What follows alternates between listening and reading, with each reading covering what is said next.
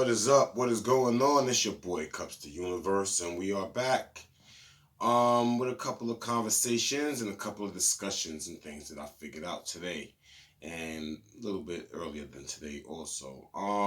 New single coming out. Holy Aquafina drops this Thursday. I think it's gonna be legit. I think you're gonna like it. Yes. I hope everybody out there is feeling good today. I hope you're feeling really great. I hope you had your snacks today. I hope you over there, you at work, it was good. You had a good day, or your day is going good, or it went good, depending on where you at, what time zone. My aerial friend is still in the sky speaking. He's always up in the sky, reporting to me, and I just like let his words vibrate through my essence and just kind of come up with what I think he may be talking about. Yeah, pay me no mind. That's my own little thing. I just like to tap into nature. Speaking of tap into nature, speaking on outdoors, let's go directly to Field Poet real quick. Poet Cups in the Field, you know what I'm saying? My omnipresent self, and let's see what's going on in the world outside. Let's see what's going on in the streets of the world real quick, and we'll be right back with the rest of this show. It's your boy Cups the Universe. You already know we out on this little expedition. Yo, it's your boy. Yo, let me tell you something that I seen today that broke my heart. Now, it's raining and it's windy outside. I pull up at one of my Aki Bros store, and I'm trying to cop me a little something light. The dude gonna tell the Aki, yo, you wanna buy my coat for $10? Like he wanna go spend the $10 to go get high.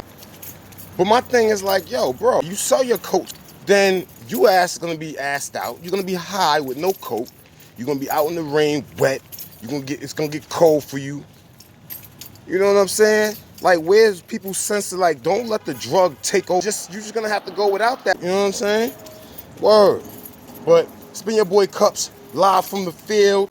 You know what I'm saying? That does break my heart right there, because it's like people in America, people outside, people, they're struggling out there, man. I see people sleep on the concrete with their blankets and stuff, and they covers, and we just walk by them, and they just sleep right by a store on the ground, and it's like nothing wrong with it, So for a person to want to sell a coat off their back, right, and it's cold outside, that's kind of, that's not, that kind of shows that those people need a little help. Like, I don't know how you would help those people, but you know what I'm saying? It kind of hurts. Stuff like that is tragic when you have people that's willing to sell the clothes off their back for the minimum amount of dollars. You know what I'm saying? To do Lord knows what, Yeah.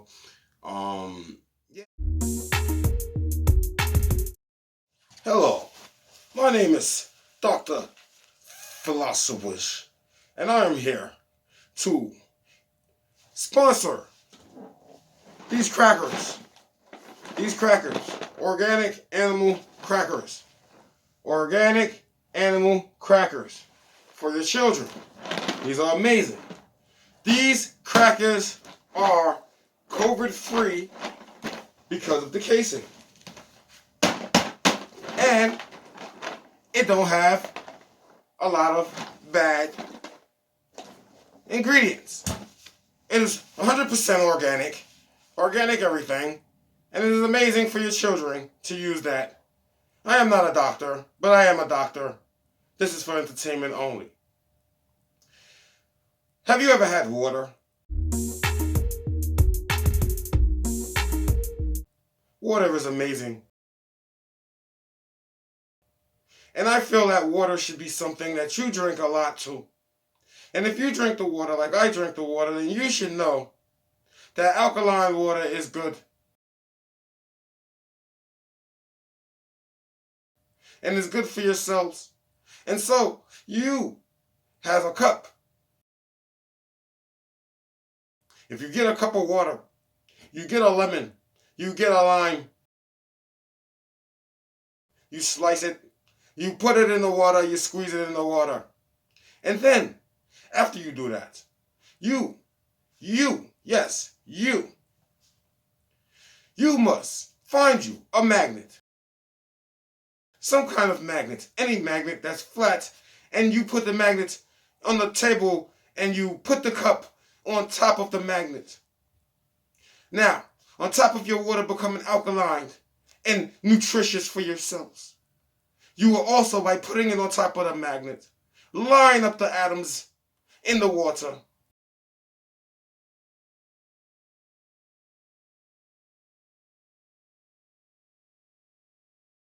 To be even.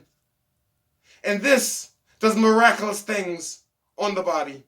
This has been a doctor's announcement with your boy. Back to Cups to Universe. I remember being young too, man. Now I'm thinking about it, man. I remember being young, and I want to have this real quick discussion about something I noticed in the Flintstones cartoon, and then something I noticed in Sister Act 2 with Whoopi Goldberg. So let me just get to that right now. We're going to discuss it. This is the Loyal Order of Water Buffaloes, made up secret society that Barney and Fred both was in. Now, mind you, they're cavemen, so this is supposed to be the beginning of secret societies. If you notice, they got a blue hat on, right? So if you look at it, it looks like a fez, but it's not really a fez. And you can see that this is Blue Lodge, right? So this is more like York Rite, not Scottish Rite, or whichever one I get it mistaken. So if you look at the horns and the moon and the circle, there's a meaning behind that. There's a very big meaning behind that. So look, this is Sister Act 2. If you notice over the left shoulder of the brother, you can see a certain symbol on this guy's hat in the back. So I'm like, what's going on? Right? I was wondering. Look at his hat. Look at his hat. It's the same symbol as the Loyal Order of Water Buffaloes. Why is the same symbol in Flintstones and then years later is in Sister Act, which deals with Christianity and religion, right? Now here's the hat and what it looks like, maybe the symbol actually. Here goes another symbol, looks like the Taurus, right? Like the Taurus. Here you go again, these are different variations of the symbol. I wonder. So, Aphrodite, queen goddess of the sea, or goddess of salt water. And in Rome, she has a different name, which I'm gonna look up and figure it out. But do you notice something about this? You see the trident? You see the trident? It look like horns. You see the horns from the other pictures? See this lady right here? The trident? The trident and the horns are connected. You see what I'm saying? It's a very important symbol to denote lineage. You know what I'm saying? And they're from the sea. So you can see why like Rome and them love maritime law, right? Like they love it. They can't live without it. Aphrodite. In ancient Greek mythology, Aphrodite was the goddess of the sea, the queen of the sea, and the wife of Poseidon. She was a daughter of Nereus and Doris. Under the influence of Olympian pantheon, she became the consort of Poseidon and was later used as a representation of the sea. Her Roman counterpart is Selassie, a comparatively minor figure and a goddess of salt water. Aphrodite, once a prominent and highly revered goddess, was often used by ancient Greek poets to symbolize the sea itself. In fact, many poets only used her name as a mere representation of the sea, or probably the salt too.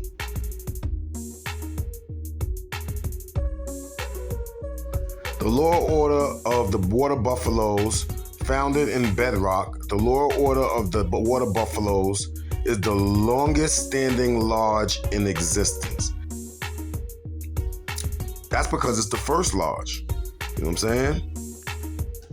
In popular culture, the term Grand Poobah was used recurringly on the television show The Flintstones as the name of a high-ranking elected position in the secret society, the Law Order of the Water Buffaloes. The main character, Fred Flintstone and Barney Rubble, were members of the Lodge. The Lodge is a spoof of secret societies and men clubs. So the guy in Sister Act, he was a part of a men's club. You see what I'm saying? Grand Poobah is a satirical term derived from the name of the hardy character Pooh-Bah in Gilbert and Sullivan's The Mikado. In this comic opera, Pooh-Bah holds numerous exalted offices, including First Lord of the Treasury, Lord Chief Justice Commander-in-Chief, Lord High Admiral, Archbishop, Lord Mayor, and Lord High everything else. The name has come to be used as a mocking title for someone self-important or locally high-ranking and who either exhibits an inflated self-regard or who has limited authority while taking impressive titles. The American writer William Safire wrote that everyone assumes the name Pooh-Bah merely comes from W.S. Gilbert, combining the two negative exclamations, Pooh plus Bah, typical put-downs from typical bureaucrats. So look, somehow this is also a fight and an attack on sovereignty, because a lot of those titles are sovereign titles. Now, the people that claim them, they sound like Britain people, British, so they got the fake, royal line and all that nonsense. But honestly, you know what I'm saying? This deals with the people, sovereignty people. So even though the lodge of, the water buffaloes was a Mason lodge, it still was also trying to fight against sovereignty. Also, if you see that it deals with treasury, it deals with coins, it deals with money, it deals with monetary. So there's a connection between coin, king, sovereign, and horns and tridents.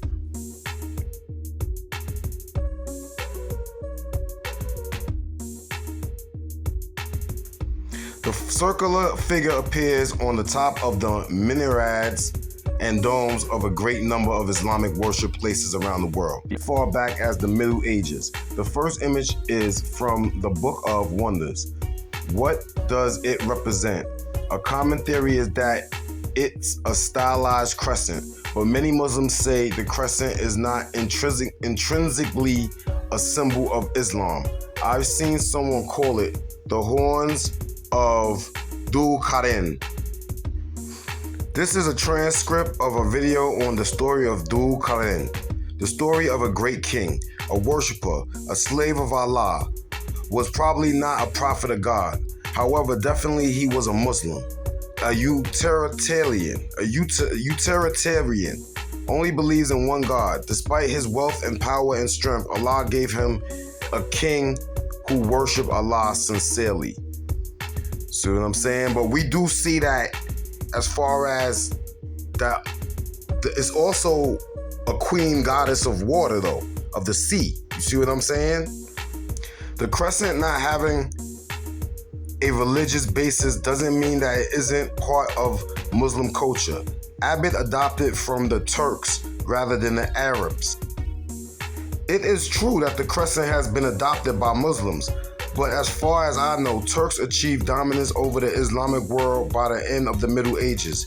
There are many non-Turkish Islamic architecture built before that period, which have this symbol. Now, basically, that's because the goddess of the water, you know what I'm saying? She was the goddess of the water before she was, in Islam. Because, you know what I'm saying? Like, people was worshiping nature way before they started worshiping, like, unseen and man and things of that nature. What is the meaning of an upside down crescent moon?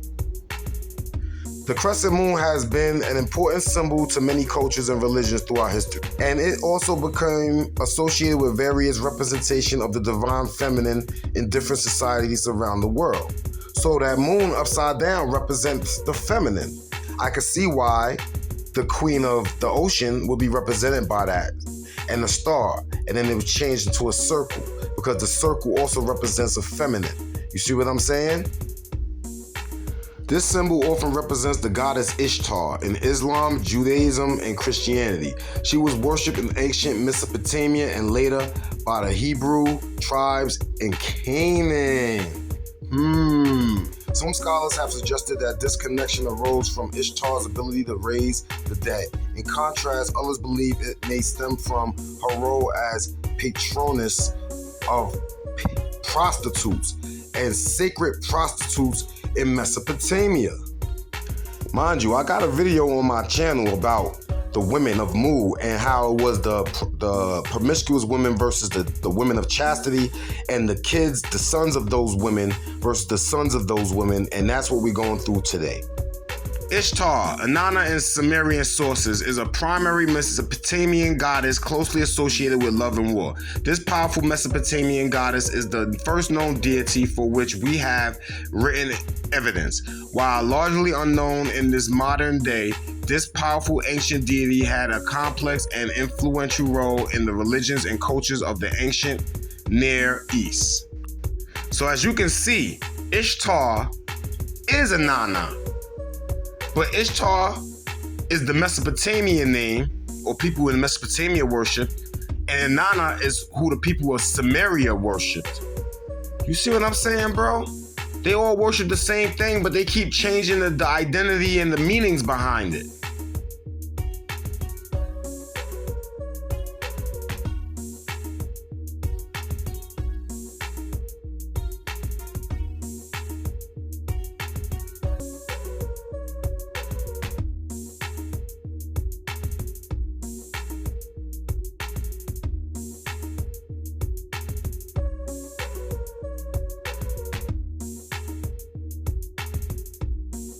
The meaning of an upside-down crescent moon has varied throughout history. It was often seen as a symbol of Diana's goddess in ancient times. More recently, it has been used as a symbol of the occult or Satan. Some believe that an upside-down crescent moon is a sign of bad luck. Others say it is a positive symbol because its association with Diana. Diana is the only pagan goddess mentioned by name in the New Testament. Only in some Bible versions of Acts 19, so it's not in all of them. Many other Bibles refer to her as Artemis instead. As a result, she became associated with many folk beliefs involving goddess-like supernatural figures that Catholic clerics wish to demonize. So that's why Diana, you got a Princess Diana, and she's an Amazonian. You see what I'm saying? Because women believed in the sea goddess before probably males was even conceived. You understand? Stories of Goddess Diana are told from the beginning of Troy to the Christian Bible of King James in the scriptures of Acts and the Gospel of Paul, Acts 19:27. So that not only this our craft is in danger to be set at naught, but also that the temple of the great goddess Diana should be despot, and her magnificence should be destroyed. So see, they wasn't jacking it. But you see how, like, Sister Act is a Christian and they still got the same symbol. So here's Artemis, or Goddess Diana, same thing. But look at the statue. You see how she's with a deer that has horns? There go the horns thing again. You see what I'm saying? You see how she got arrows? She's a hunter. She's the feminine principle of the hunter. You see what I'm saying? The hunter also changed to Orion with masculinity. You see the male principle of it. And instead of them having the deer with the horns, now they got the dog star, Sirius. You see what I'm saying? As the hunter's companion. Another picture of Artemis, or Diana. Now here's some fun facts about Diana. You know what I'm saying? Dates and, you know what I'm saying, days and things of that nature, colors and stuff. So look into this and, you know, see if you can find any correlations with things, and basically it will match this.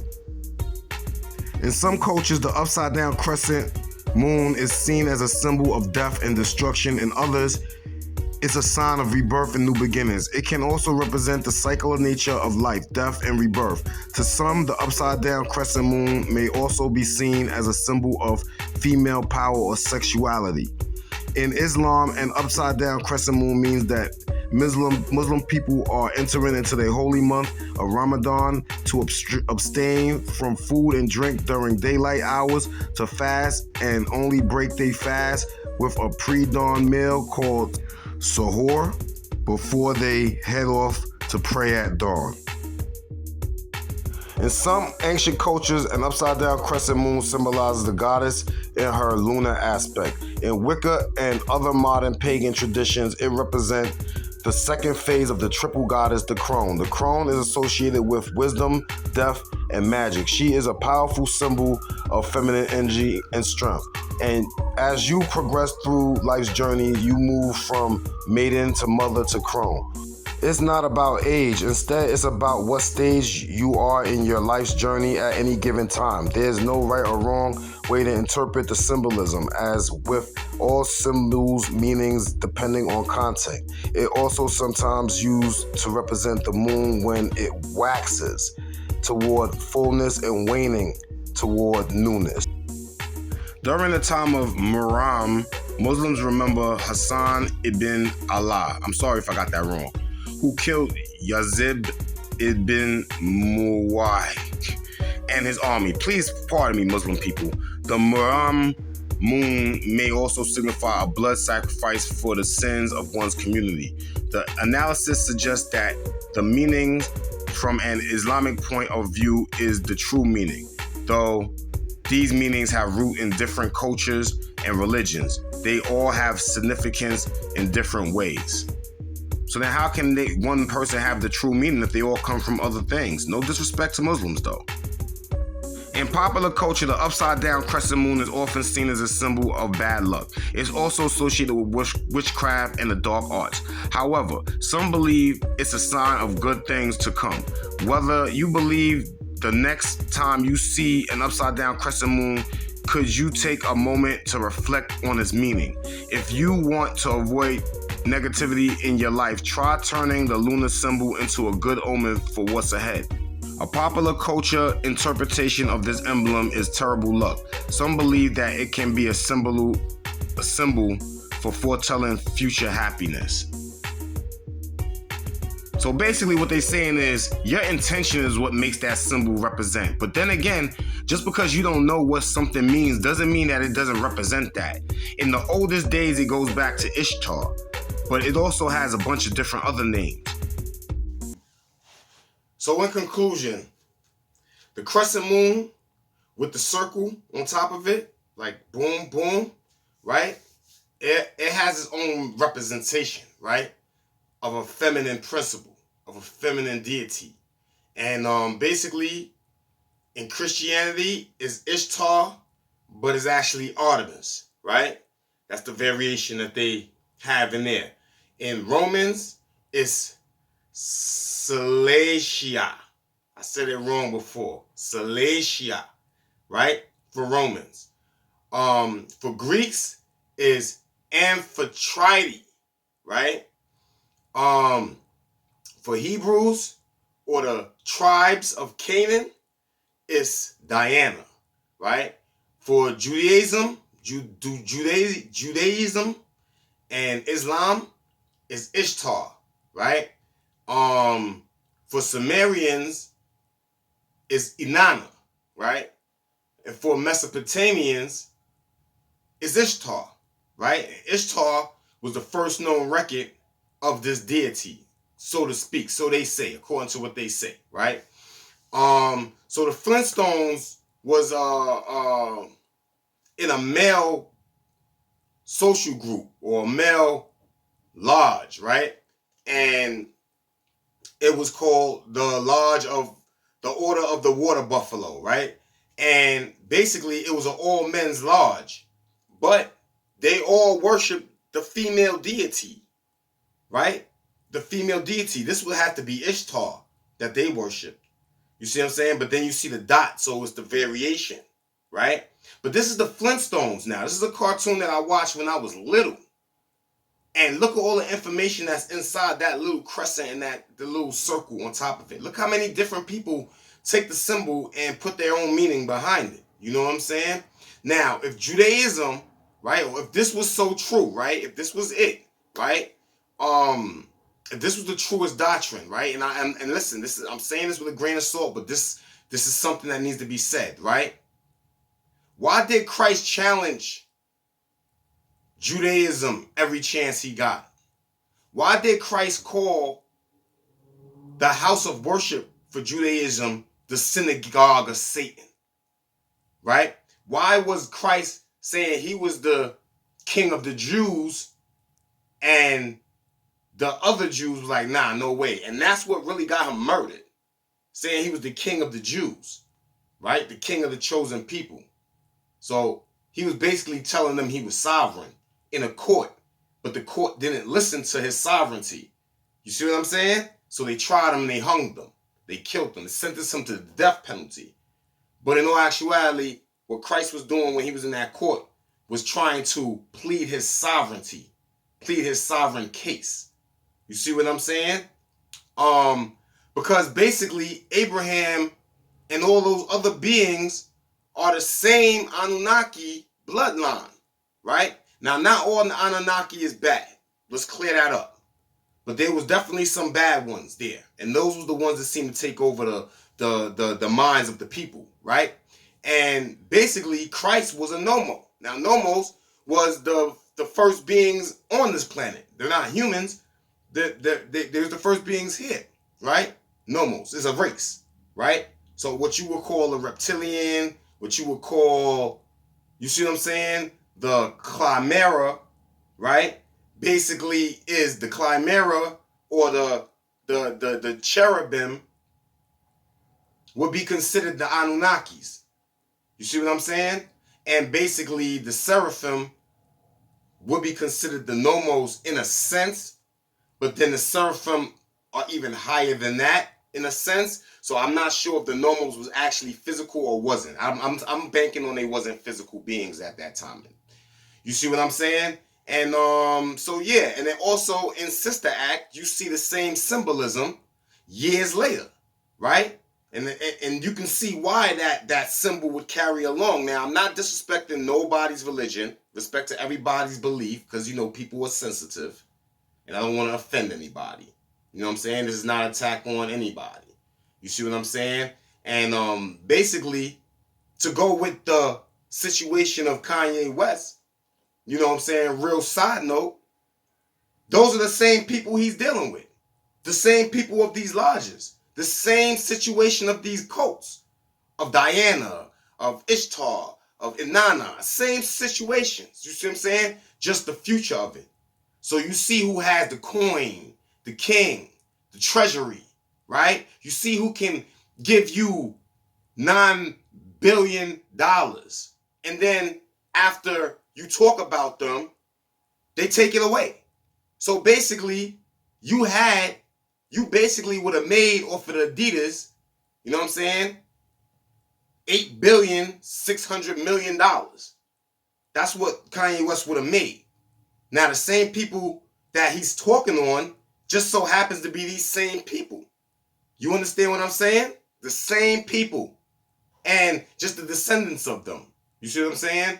And at the end of the day, you know what I'm saying? They took his record labels from off of Def Jam. They did all that stuff. And all I'm trying to show people in the world is that basically success is not self-driven. Meaning that you can be the most successful person, the most talented person, the most intelligent person in the world. But when you're dealing with these lodges, when you're dealing with these cults, when you're dealing with these secret societies, right? That worship distorted principles and whatnot. Now, like I said, there's no good, there's no bad. You take what you want from it. This is like a weapon. A gun is not good or bad. The person using it can be good or bad. They can use it for good or they can use it for bad. And that's the whole duality thing. So the same rules apply with this situation. It just so happens all these people use it for bad. You see what I'm saying? And basically just goes to show you that you think you can make it.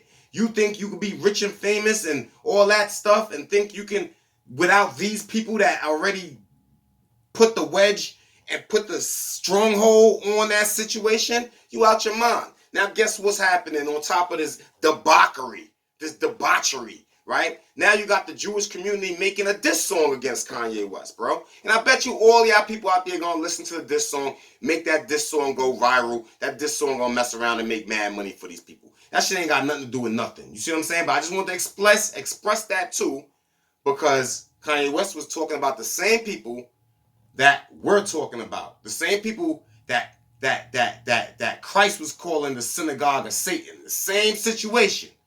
You see what I'm saying? So, yo, I hope y'all had a great time with this show. This show took a lot of work. It took a lot of editing power. Like I said, my new song, Aquafina, is going to come out tomorrow. You know what I'm saying? I hope y'all really enjoy it. It's cool. It's catchy. You know what I'm saying? It's an experiment, but it's still something that I think is fire, all right? And, yo, look, without further ado, man, you know what I'm saying? Just know what you're looking at, man. Don't worship the symbols of external things. Worship the internal, the hidden internal in yourself. That's where you're going to find the living Father. That's where you're going to find the living God. That's where you're going to find the living Christ, the resurrected Christ. You see what I'm saying? That's where you're going to find the Holy Spirit. That's the actual mother of everything. You know what I'm saying? Some people call it Sophia, but I don't know.